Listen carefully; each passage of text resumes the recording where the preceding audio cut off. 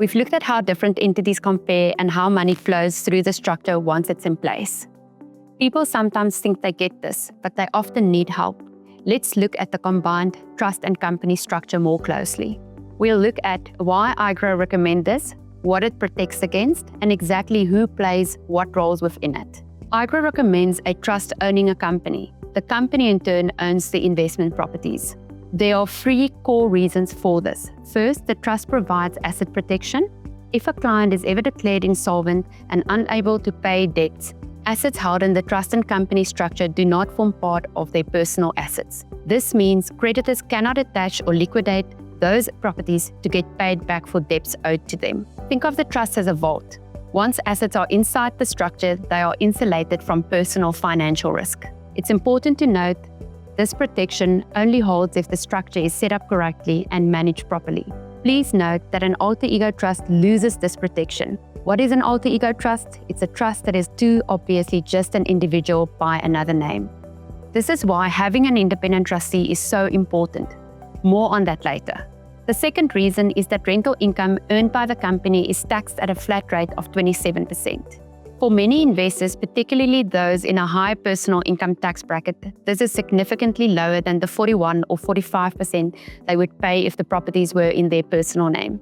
This difference compounds over time. A lower tax on rental income means more money stays within the structure to service bonds, build a surplus, and grow the portfolio. The third reason is about what happens when the investor passes away.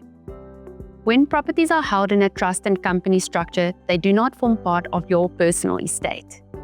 This means your family continues to benefit from the investment without the estate having to sell, transfer, or wind up the properties.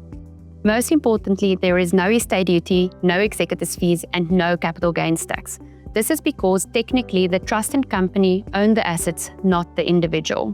If a client owns investment property in their personal name and passes away, the estate faces 3 significant costs before the assets reach their families. Let's go through each one.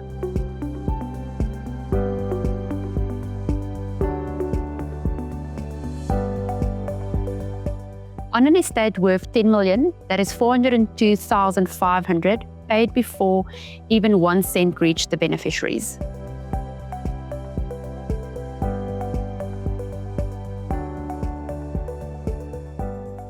The first 3.5 million in an estate is inherited tax-free. Above that, estate duty is levied at 20% on amounts up to 30 million. On amounts over 30 million, the tax increases to 25%. So on a property portfolio with 10 million, estate duty of 1.3 million would be payable. Remember, this is not a cash asset, so to pay the estate duty, the deceased loved ones would potentially have to sell at least 1 property to be able to pay the tax. Then they'd be liable for capital gains tax as well.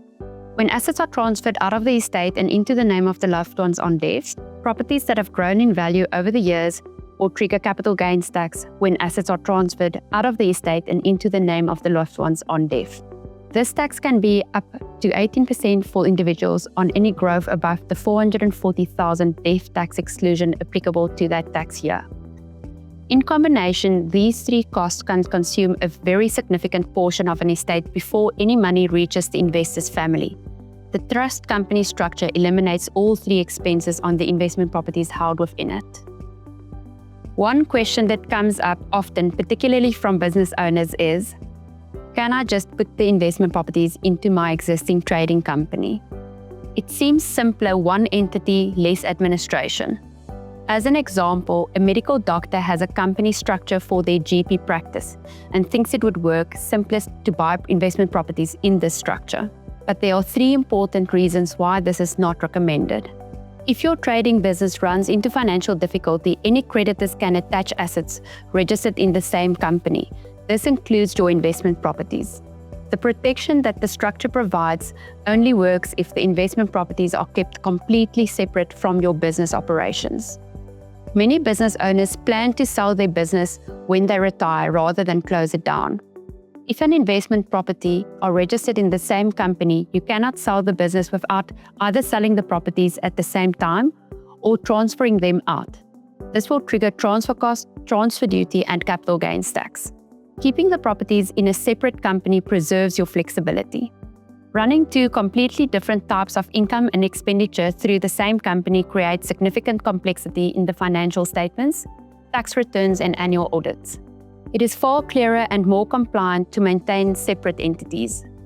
Many business owner clients need to hear this clearly before they commit to the structure. Frame it as protecting both their business and their investment portfolio from each other. Separation is a feature, not a complication. If a client already has properties in their trading company, this is a complex restructuring conversation that should involve both IGrow Trust as well as IGrow Accounting and Tax Advisory. Do not attempt to advise on this yourself, rather refer it. Every trust has three categories of role players. Understanding who these people are is essential for setting up the structure correctly. First, we have the founder. This is the person who registers the trust. In IGrow's model, this is typically the client themselves. The founder's role is primarily at the point of registration. Once the trust is established, the founder has no ongoing active role. Then we have the trustees. They decide what the trust does, when it acts, and to what extent beneficiaries can benefit. In IGrow's recommended structure, the client is the trustee, which means they retain day-to-day control over decisions in both the trust and the company. It's important to remember the same person or people appointed as trustees must also be appointed as the directors of the company. And importantly, trustees can be changed at any time if circumstances requires it. To be appointed as a trustee, a person must be 18 years of age or older, be a South African citizen or resident, not have been convicted of any offences involving dishonesty or sentenced to imprisonment, not be sequestrated, liquidated, or under judicial management, and not have been declared mentally ill or incapable of managing their own affairs. Next, you have the independent trustee. This is one of the most important safeguards in the structure. Their role is administrative. They help the other trustees run the trust correctly and ensure it complies with current legislation. Most critically, the independent trustee prevents the trust from being classified as the client's alter ego. An alter ego trust is one that SARS or a court could decide is effectively just an extension of the individual, in which case the protection the trust provides could be lost. IGrow Trust serves as the independent trustee for clients who use IGrow structure. This is not just a formality, it is an active, legally significant role that protects the integrity of everything the structure is designed to achieve. Finally, you have the beneficiaries. These are the people who benefit from the trust. In IGrow's model, this is typically the client and their immediate family.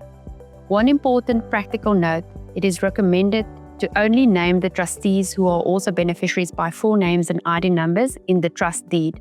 For the broader family members, children, parents, siblings, keep the beneficiary description generic. For example, descendants of the trustees or the siblings of the trustees. This is to avoid the need to update the deed every time family circumstances change. Generic beneficiary descriptions are both legally accepted and practical. A trust deed that names every child by name needs to be updated when new children are born. Generic descriptions avoid this. If clients ask about adding or removing beneficiaries in future, reassure them that the trust deed can be amended and that IGrow Trust manages this process. The company has two key role players, the directors and the shareholder. The director has full control of the company and all its decisions. In IGrow's structure, the client is the director, which means the client remains in full control of their investment portfolio, even though the properties are technically owned by the company. The director is also how the client's affordability enters into the picture. When the company applies for a home loan, the bank assesses the director's personal affordability and income to determine what the company can qualify for. The bond is granted in the company's name, but the director signs personal surety. For a client married in community of property, the spouse does not need to be a director, but they will need to sign consent for the director to sign surety on behalf of the company. This is an important practical step that must not be missed. To be the director of a company, a person must be 18 years or older, does not need to be a South African citizen, but must have a South African address.